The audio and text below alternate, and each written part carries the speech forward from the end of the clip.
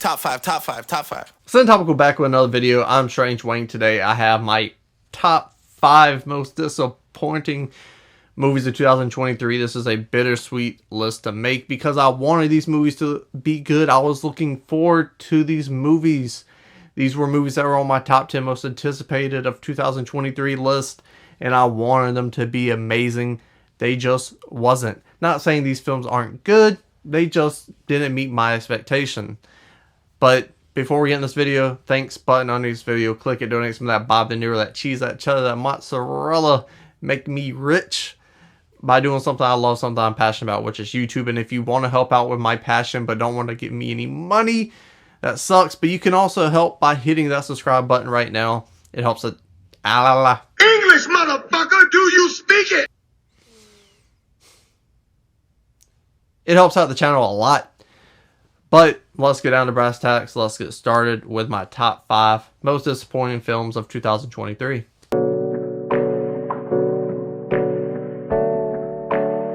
At my number 5 spot, we have David Fincher's The Killer. The premise of this movie, I wasn't too huge on. I dug it, I guess. I kind of saw bits and pieces of it in The Rock's film Faster from, I think, 2011.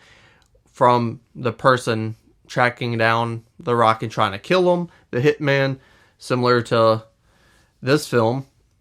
Why am I doing what I'm doing? That kind of thing, questioning themselves. You saw it in Bruges. It's not a new idea.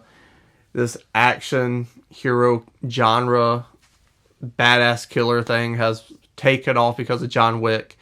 So I felt because of that, I wasn't looking too forward to this movie. However, David Fincher is fucking David Fincher. He's amazing. That's a fact. So his spin on this will be amazing as well, right?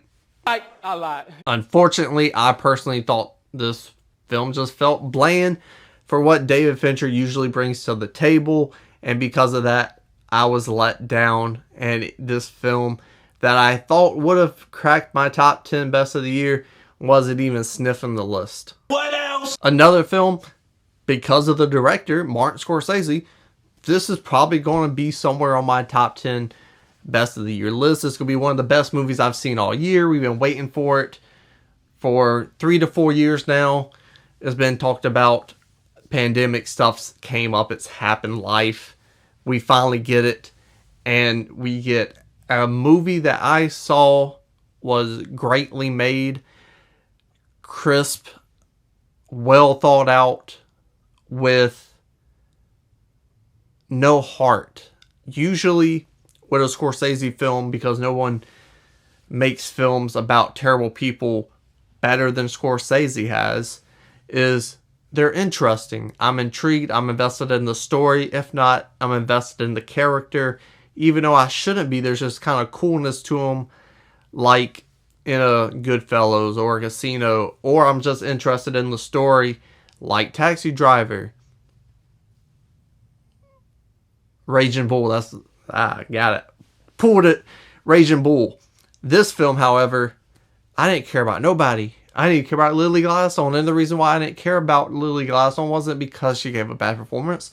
Because she gave a good performance. Just like Leonardo DiCaprio and Robert De Niro. But same thing as them, I didn't care about these motherfuckers. I had no interest in these motherfuckers' lives. I didn't care about the shady shit Leonardo DiCaprio and De Niro were doing. I wasn't interested in it. I didn't care about Lily Gladstone. And again, these performances are great. It's just, in this 3-hour runtime, it's taxing.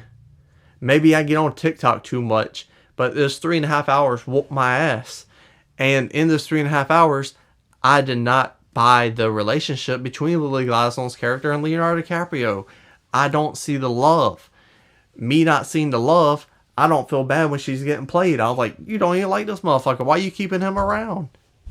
Are you dumb, stupid, or dumb? Huh? At my number 3 spot, we have Renfield. The other 2 movies, I would say all the movies on this list other than Renfield are good movies. Renfield, however, It's the biggest piece of dog shit. Renfield came out with this concept of this evil boss is tormenting this Deborah Prada-esque story. This evil boss is fucking with the employee, but it's horror based because of Dracula. You get Renfield and their relationship, the tension, the humor, the weird circumstance we are in. The casting was perfect. You get Nicolas Cage as Dracula. I like Awkwafina for the most part. Renfield was played by Nicholas Hoult. He's always great. There's a fucking group therapy session where they're talking about how shitty their bosses are. This film could have been a quirky, great comedy, but instead they made it to be a stupid fucking superhero movie because we don't have enough stupid fucking superhero movies already. My disappointment is immeasurable, and my day is ruined. At my number 2 spot, we have Asteroid City. For the last 2 films, at least, maybe 3, besides the little rat catcher thing on Netflix, I quite enjoyed that. But the last 2 films I've seen from Wes Anderson, dude's been smelling his drawers too much. What does that mean? He's believing his own shit. He's getting too pretentious for my taste. Personally, I feel like no one is telling him, no, this shit is too fucking weird. You need to tone it back. Your films used to have heart and meaning, and the relationships were powerful. This movie is good, but it's not the Royal Tenenbaums.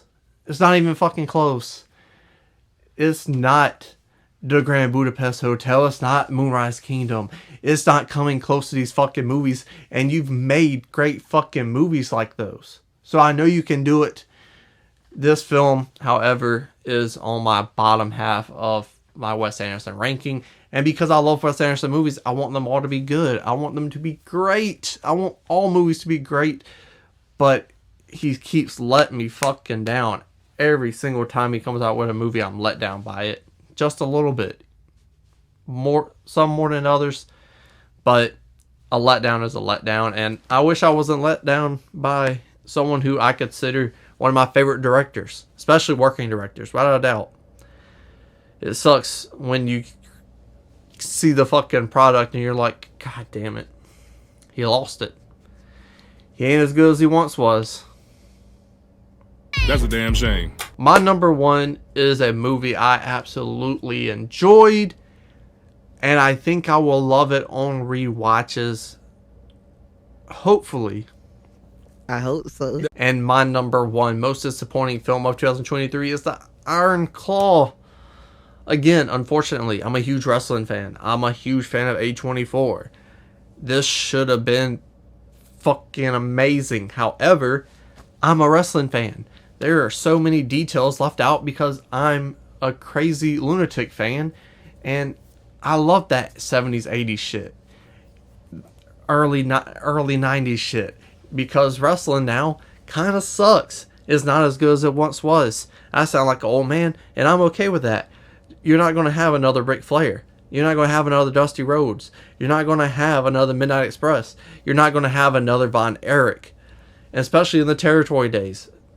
You just watch interviews from old-timey wrestlers. They're fucking insane. This is a business that is like no other. It is basically a circus. These are carnies.